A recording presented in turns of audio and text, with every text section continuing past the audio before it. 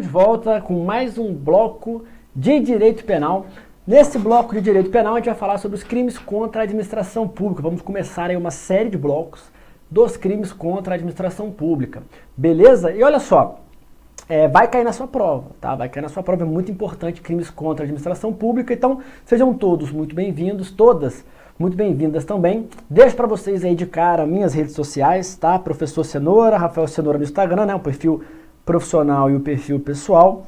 E o canal do YouTube, canal do Cenoura, com muita coisa legal, muita dica bacana, muita live de temas sobre direito penal. Você vai aprender bastante coisa lá, tá?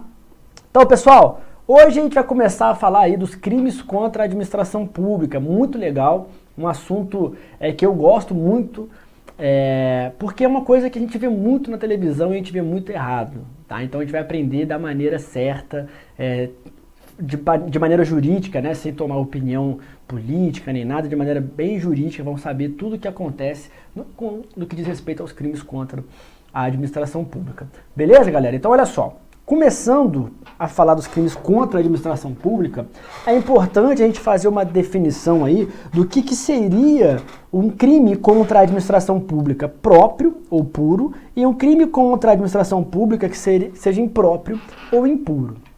Olha, crime próprio, tá? Você vai esquecer aqui aquele conceito do sujeito ativo, que o crime comum é aquele praticado por qualquer pessoa e o crime próprio é aquele praticado por um sujeito ativo específico. Esqueça essa classificação. Aqui é uma classificação diferente. O crime contra a administração pública próprio tem nada a ver com essa classificação do sujeito ativo, tá? Então vamos lá. Vou botar na tela aí para vocês, ó. Crime próprio ou puro, o exemplo que está aqui, ó, condescendência criminosa, lá do 320, que a gente vai estudar de maneira detalhada. O que significa o crime contra a administração pública próprio ou puro? É aquele crime que ele só existe no âmbito da administração pública. Ele só existe quando tem a elementar funcionário público no crime. Se eu tiro a elementar funcionário público, se é uma outra pessoa praticando essa conduta, ela não se enquadra mais como crime, ela deixa de ser um fato típico. O fato só é típico quando praticado por funcionário público. O exemplo, a condescendência criminosa, quando um superior hierárquico deixa de punir um subordinado que cometeu uma infração porque ficou com pena, com indulgência. Isso, no âmbito da administração pública, é crime. No âmbito de uma empresa privada, é um fato atípico, não é crime. Se o chefe deixa de punir um subordinado na empresa privada, um problema dele, né? Não tem crime nenhum. Pode dar alguma coisa interna da empresa lá, tá? Mas crime não é.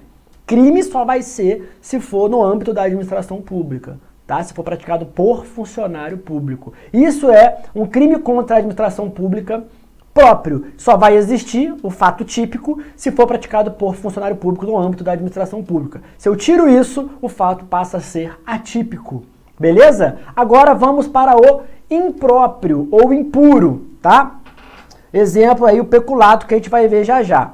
O que é o impróprio ou impuro? É o contrário. Se eu tiro a qualidade de funcionário público no âmbito da administração pública, o fato continua sendo crime, só que outro crime. Então, por exemplo, peculato apropriação, peculato furto, que a gente vai estudar já já, né? O peculato furto é um furto praticado no âmbito da administração pública por um funcionário que se beneficia das facilidades que o cargo público dá para ele. É um furto específico. Se eu tiro a qualidade de funcionário público, aquele fato continua sendo crime, só que não vai ser mais peculato furto, ele vai ser furto. Então, o fato continua típico, só que em outro artigo, né? Ele deixa de se encaixar nesse artigo aqui para se encaixar nesse outro aqui. Então, ó, o crime contra a administração pública, que é próprio, se eu tiro a qualidade, ele passa a ser atípico, ele deixa de ser crime.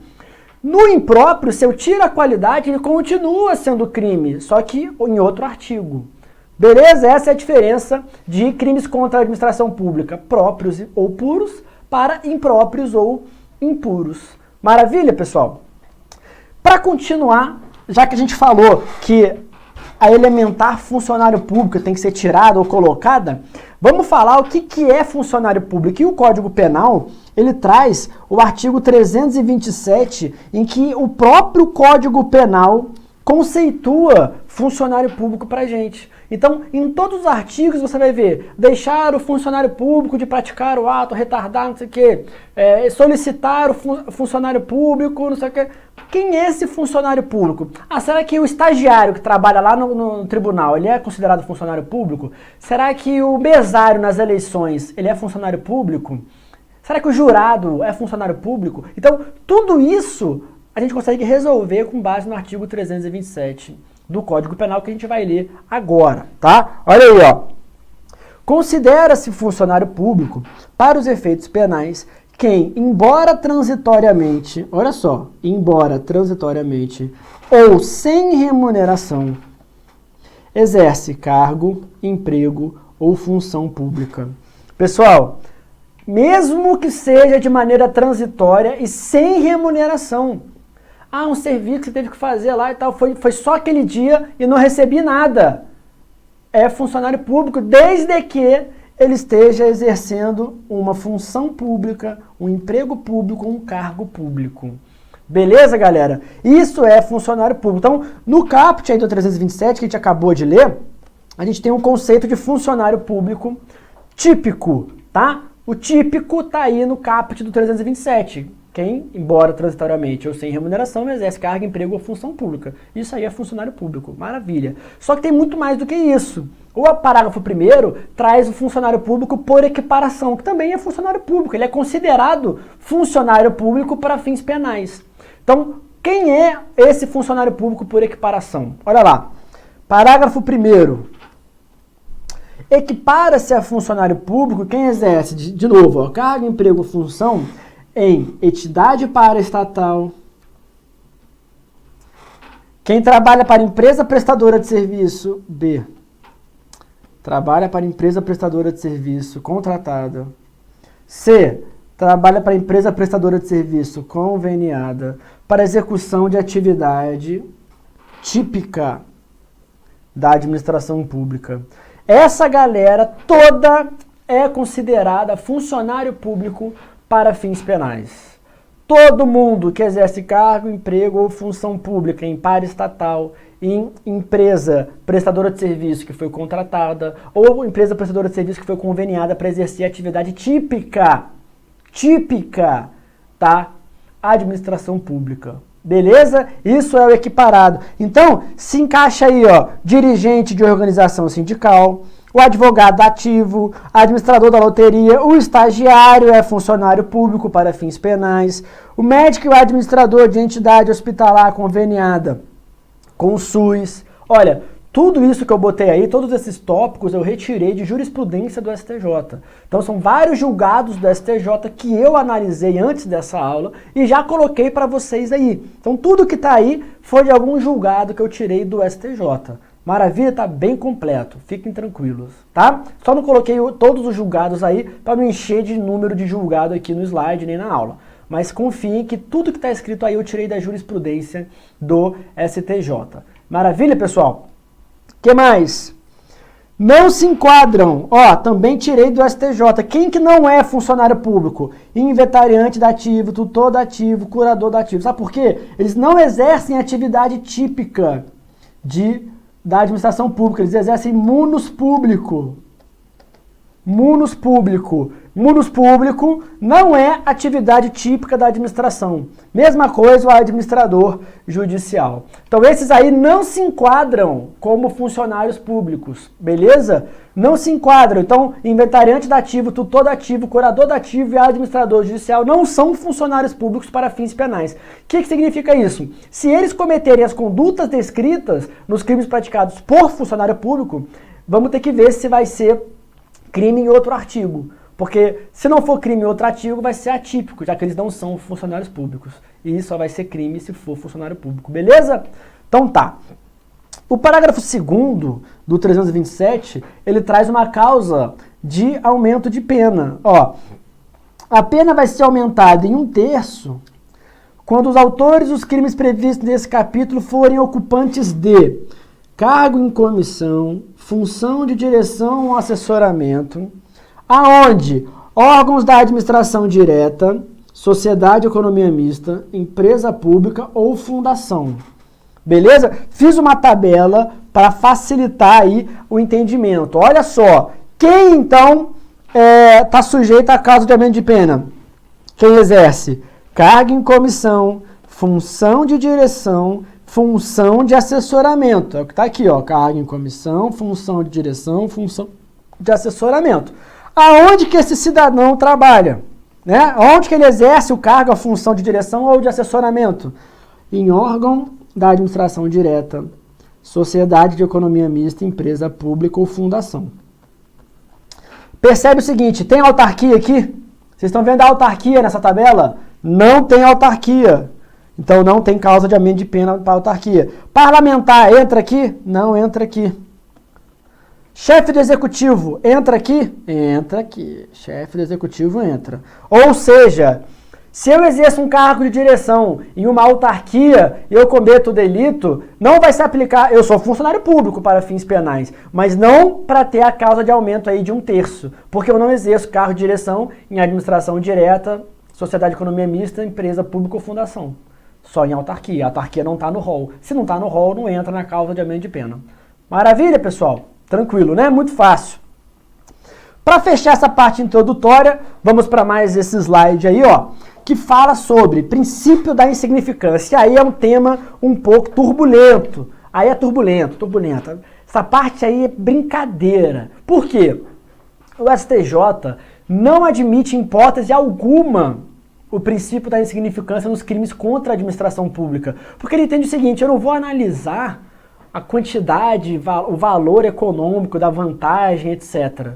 O crime contra a administração pública, ele fere a moralidade pública.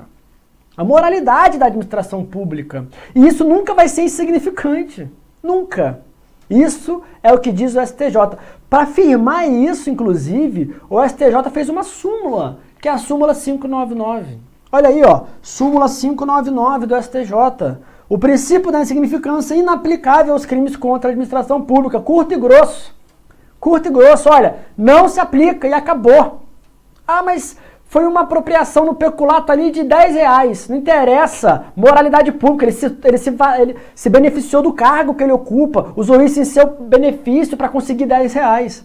Isso é contra, ele queima o filme da administração inteira. É um funcionário corrupto. Isso é o que diz o STJ. O STF, por outro lado, já admitiu a aplicação do princípio da insignificância. Já admitiu, em 2 hipóteses. Uma eu até lembro, foi um caso de um fogão, de um peculato lá, de um militar que pegou o fogão, não devolveu o fogão, ou era um apartamento mobiliado, ele se mudou e levou o fogão junto. Enfim, viram quanto é que custava o fogão, já era velho. Ele falou, não, foi só um fogão, não sei o que, insignificante. O STF reconheceu a insignificância. Então, botei aí, ó, 2 julgados, um deles é esse aí do fogão, tá? 2 julgados em que o STF já reconheceu o princípio da insignificância nos crimes contra a administração pública. Então, a gente pode dizer, para o STJ, não se aplica insignificância. Para o STF, aí se aplica. Ou então, a gente pode dizer o seguinte, para o STF já foi aplicado. Não é que ele aplica, o STF entende que pode aplicar. Ele já aplicou. No caso concreto, ele já aplicou. Aí vem a questão e fala assim, a jurisprudência nacional não permite o princípio da insignificância nos crimes contra a administração. Aí o que você marca? E caiu essa questão na prova do CESP. Desse jeito, a jurisprudência nacional, você marca o quê? É o samba, né? Rapaz, é um negócio muito doido, tá? É um negócio muito doido. Beleza? Então, não pode confundir isso. Para o STJ, de maneira alguma aplica. Para o STF, já foi aplicado. Se na questão cai assim, de acordo com o STJ, de acordo com o entendimento sumulado do Tribunal Superior, aí você sabe que não pode. Agora, se cair uma coisa ampla, já foi aplicado, tá? Aí você bota que pode. Eu parto sempre do seguinte, não pode. Tá na questão lá, você vai marcar aqui, é inaplicável o princípio da insignificância em crimes contra a administração pública. Você só vai falar que é aplicado se ele deixar claro que está se referindo ao STF. É isso que eu te indico. Tá? Deixou claro que é o STF? Aí pode. Não falou nada? Não pode. Regra não pode. Tem súmula? Não pode. Não pode. Tá? Tranquilo? Maravilha. Continuando então, para acabar essa parte introdutória aí, e a gente já encerrar esse primeiro bloco, tá? Olha, Separei numa tabela para você crimes em que tem indevida vantagem e crimes em que não tem indevida vantagem. O objetivo não é ganhar dinheiro. Então, indevida vantagem tem peculato, concussão, corrupção, tráfico de influência, exploração de prestígio. Não tem objetivo de indevida vantagem. A corrupção privilegiada, a prevaricação, a gente vai ver a diferença dos dois aqui. Consciência criminosa, que eu já falei, de 320, e a advocacia administrativa do 321. Beleza, galera? Então, olha só, acabando essa parte introdutória, já vou encerrar por aqui esse bloco, tá? E a partir do próximo bloco, você vai começar a ver comigo os crimes em espécie contra a administração pública, começando pelo peculato, e a gente vai vendo vários outros crimes aí. Tranquilo, então? Fecha a conta e passa a régua, meu querido. Tchau, obrigado.